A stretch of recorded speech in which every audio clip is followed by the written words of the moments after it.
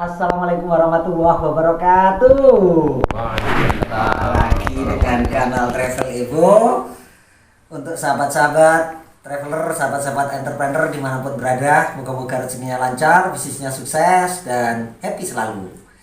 Nah, video ini adalah part ketiga setelah 4 bulan yang lalu.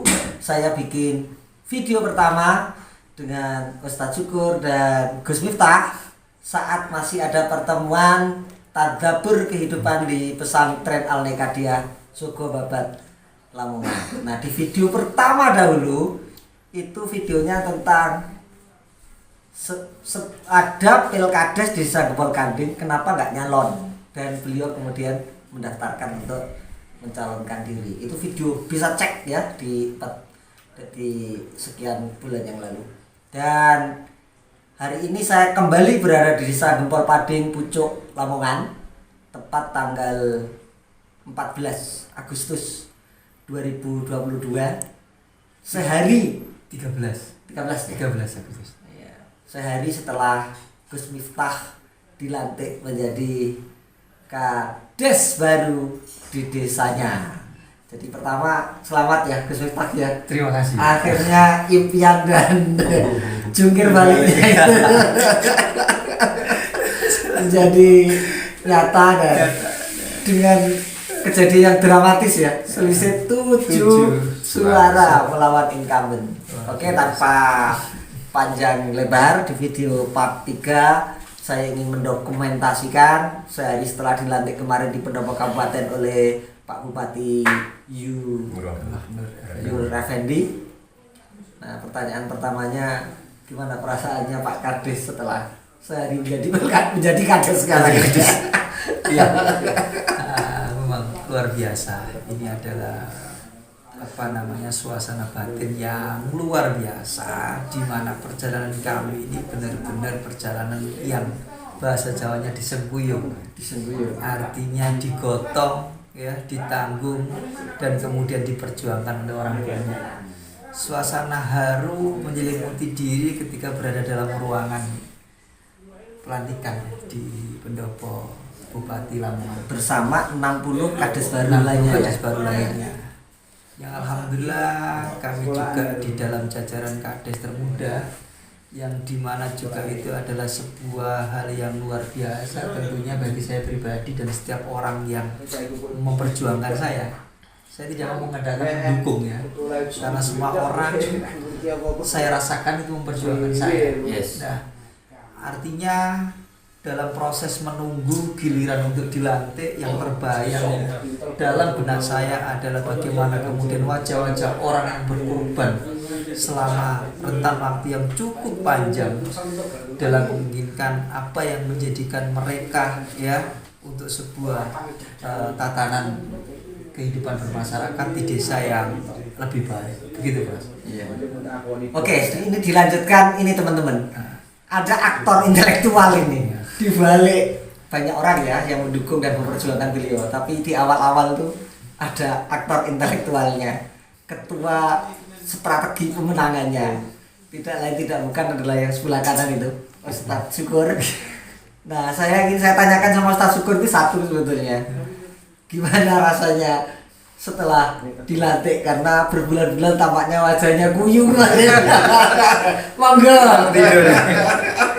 Sudah pelan belum nih? Oke, assalamualaikum warahmatullahi wabarakatuh. Waalaikumsalam. Ada yang harus diprotes dulu ini, ada yang diluruskan sedikit. Ini kalau aktor intelektual itu rasanya kok kayaknya jadi tersangka. Memang saya yang bikin tersangka.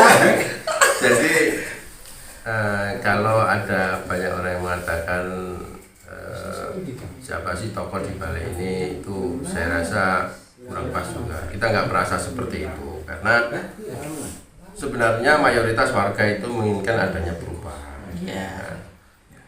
Merasakan, melihat dan merasakan apa yang sudah dialami warga, mempunyai seorang pemimpin yang dipandang kurang kapabel, kurang berkenan, sehingga tentu dorongan harus keinginan perubahan itu tentu dengan sendirinya secara alamiah menemukan titik kulminasi energi.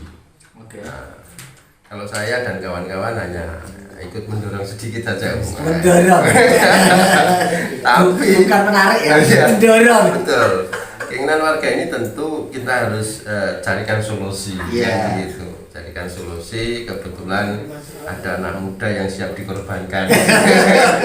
Jadi banyak orang mengatakan bahwa menjadi kepala desa itu jabatan yang prestisius. Tapi ada juga orang yang berpikir, khususnya Mas Miftahul Firdaus ini, bahwa jabatan kepala desa itu bukan jabatan yang kemudian menjadi bangga-banggaan, ya, tidak seperti itu. Tetapi Mas Miftah sendiri sudah dari awal menyadari bahwa seorang kepala desa itu tugasnya sangat berat.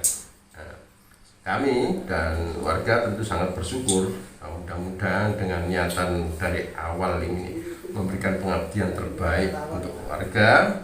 Tentu kita sebagai warga harus juga mengimbangi, bersinergi untuk saling bahu-membahu bahwa ini adalah titik awal perubahan itu akan terjadi. Ya, kita harus optimis dan sangat optimis dengan langkah pasti membawa desa Gempol Pading tercinta ini ke depan jauh lebih baik. Jadi kalau kemarin Ustadz Syukur ini sebagai, aku tetap aktor intelektual ngomong ya. Besok setelah menjabat justru menjadi oposisi harusnya. Karena harus mengontrol perjalanan Gus Miftah ini yang kemarin kawan. Maka harus ada kontrol supaya nggak salah langkah salah jalan gitu. Tidak selamanya memang oposisi itu konotasinya negatif kan begitu ya. Dan juga tidak selamanya aktor intelektual itu negatif. Jadi sekarang saatnya kita mengingatkan kembali kepada Bapak Kades ya. Kalau kemarin saya bicaranya kita kan calon Kades ya. Iya, sekarang Pak Kades, bahwa mengingatkan komitmen kita adalah komitmen kita dan warga tentu adalah amanah ya. Amanah yang dititipkan oleh beliau. Namanya barang titipan itu suatu saat bisa ditarik kembali ya, begitu ya. Komitmen kita adalah amanah ya. Selama amanah itu dipegang, dijalankan dengan baik, saya kira warga dengan senang hati untuk periode berikutnya juga memberikan amanah, tetap menitipkan, nggak diambil kembali. Yes. Ya itu harapan kita ya saling bahu-bahu. Ya. Bahu-membahu tidak berarti harus mengiyakan apa kata kepala desa. Nah, bahu-membahu mewujudkan impian bersama, impian kepala desa, impian warga dan seluruh siapa yang ada di masyarakat Gempol Pading. Itu menjadi oposisi yang sebenarnya adalah oposisi yang ingin membangun, memajukan berdasarkan azas keadilan, Kontrol sosial. Kontrolnya. jadi kita kadang-kadang counterpart ya. Iya, counterpart. Nah, jadi kadang kita berpartner, kadang kita counter, Kadang ya kritis. kadang kritis, seperti itulah. Jadi selama itu baik kita dukung. Kalau ada hal yang kurang baik kita ingatkan. Ya bersama-sama lah kita saling memberi kontribusi. Pak Lurah, ini besok Senin ya, berarti kan sudah mulai hari pertama. Ya. Sudah punya bayangan-bayangan apa itu? Jangka pendek, jangka menengah, atau jangka panjang, atau terserah mau dijawab apa? Ya. Kan belum pernah kan, jadi Kak jadi kasus jadi apa? Jadi pasti ada perasaan-perasaan apa bayangannya gitu kan? Jadi begini bro, yang pertama mungkin yang harus nantiasa saya tanamkan dalam diri saya adalah di dalam pangkat saya saat ini, jabatan ini ada tangis haru ya. Ada sebuah perjuangan, ada sebuah pengorbanan yang dimana itu jangan sampai kemudian saya mengkhianati yang saat ini berupa pangkat ini. Yang kemudian Pak Haji menyampaikan itu adalah titipan. Jadi saat titipan itu diberikan, maka pihak yang menitipkan itu kapan waktu bisa mengambil. Jangan sampai ya itu terjadi dan itu akan menjadikan tanda kutip sejarah yang tidak enak yang akan kami tanggung sekeluarga, bahkan dari anak cucu turunan. Nah, terkait dengan apa yang harus saya lakukan ya di hari pertama masuk kerja atau ngantor, Ya. istilah bahasa kami yang di kampung ini, mungkin saya akan perkenalan dulu dengan seluruh perangkat yang ada. Kami menyampaikan terkait dengan visi misi ya, janji-janji kampanye saya dulu. Ya. Kemudian mari kembali saya ingatkan untuk menata niat dalam rangka pengabdian ini. Ya. Kenapa demikian? Hal itu perlu saya tekankan karena di luar sana masih banyak orang-orang yang bahkan mungkin lebih kompeten yang siap menggantikan posisi kita. Ini coba direnungkan kembali. Ya. Nah, saya akan sampaikan kepada seluruh staf perangkat desa bahwasanya semua jabatan ini adalah titipan. Apalagi kami sebagai kepala desa hanya 6 tahun. Mereka kan jabatannya ada masa pensiun sampai sekian puluh tahun. Apalagi yang usianya masih muda. Nah, yang dimana itu kita saat ini adalah bagian dari satu tim, sama dengan tubuh. Di saat ada satu bagian tubuh yang tersakiti, maka itu juga akan terasa sakit yang lain. Itu yang kemudian dulu akan saya tekankan. Maka dari itu, mari sama-sama kita bekerja dan bekerja sama. Jangan sampai kemudian ada yang sampai menjadi menggunting dalam lipatan, karena itu akan tidak baik dalam perspektif tim ya. Nah, yang selanjutnya akan kami lakukan di hari pertama itu, saya meminta kepada staf perangkat desa untuk melakukan wawasan wisata mandala. Saya ingin dikenalkan lingkungan desa ini ya, yang dimana juga ada hal yang lain mungkin saya tidak tahu, batas desa atau lokasi-lokasi tertentu. Di samping itu kita melihat meninjau daerah-daerah mana yang nantinya akan menjadi fokus program-program pembangunan. Kalau itu bicara fasilitas infrastruktur, termasuk pertanian dan juga hal-hal yang lain. Itu Prof. Jangka panjangnya persis ya, saya akan menjalankan sebaik mungkin apa yang kemudian kami sampaikan pada saat kampanye, yaitu visi misinya. Memuliakan masyarakat dengan gaya sesarangan noto projo bangun desa. Noto projo bangun desa. Sesarangan itu ya. Nah, artinya apa? Dalam setiap kebijakan ya, yang itu untuk kemaslahatan umat, saya akan mendahulukan musyawarah. Saya memang orang yang tidak bisa disetir. Ya, namun setiap waktu saya membutuhkan saran, Siap mendengar ya. Iya. Saya bukan hanya siap mendengar, saya meminta saran arahan dalam rangka untuk pertimbangan pemutusan kebijakan. Ini saya kira konsep dasar yang memang harus dimiliki oleh seorang pemimpin. Nah, begitu Prof. Pertanyaan terakhir ini untuk Pak Kades ini. Siap. Berangkat dari kepala desa yang didukung oleh anak-anak muda, kepala desa muda yang didukung di awal sepenuhnya oleh anak muda, mungkin punya statement untuk mereka atau bayangan untuk mereka atau apa di Gempol Padi untuk anak-anak muda Gempol Padi. Seperti halnya story saya beberapa hari kemarin ya, saya membuat status di WA itu, saya anak muda yang menaruh hormat kepada pemuda. Artinya apa? Pemuda di Gempol Pading ini ternyata memiliki semangat yang luar biasa dalam mendedikasikan dirinya untuk desanya. Hal itu tertuang saat proses sebelum Pilkades. Nah, untuk itu saya berusaha keras bagaimana kemudian apa yang menjadi ekspektasi ya, keinginan teman-teman pemuda itu pelan-pelan dapat terwujud. Salah satu contoh misalnya adalah kemandirian desa yang dimulai oleh pemuda. Saya akan dorong sepenuhnya. Saya sudah komitmen sepakat ya di dalam beberapa forum pertemuan dengan pemuda untuk mengalokasikan dana desa tersebut untuk kegiatan kemudaan yang berupa program pemberdayaan pemuda. Di mana hal itu adalah stimulus yang kami berikan dalam rangka untuk memancing ya semangat mereka yang ingin berwirausaha. Kalau Pak Haji kemarin menekankan kalau ingin memulai usaha harus dagang. Nah, itu bentuknya kemudian harus dikerucutkan melalui sebuah konsep yang tertuang dalam proposal, sehingga saya bisa mempertanggungjawabkan di hadapan BPD, lembaga desa yang lain dan juga tokoh masyarakat. Begitu. Apalagi banyak sarjananya ya. Banyak sarjana. Kayak akan sarjana Gempol Pading hampir 50 lebih kalau nggak salah ya. Ya. Yang sarjana. Sarjana. Nah, ini Sekarang pertanyaan terakhir untuk Ustadz Syukur nih, 2 sebetulnya. Apa namanya ya, poin yang paling penting hendak disampaikan kepada Pak Kades yang akan menjabat selama 6 tahun ini, yang supaya harus selalu diingat-ingat selama menjalankan titipan atau amanah tadi. 1, yang kedua, apa pesan untuk anak muda atau bayangan anak muda bersama Kadesnya sebagai penutup? Oke, mungkin barangkali ini sudah sering kita diskusikan bersama. Iya. Yes. Pesan kami ya tentu mengingatkan janji-janji kampanye Yes. dalam menjabarkan visi misi.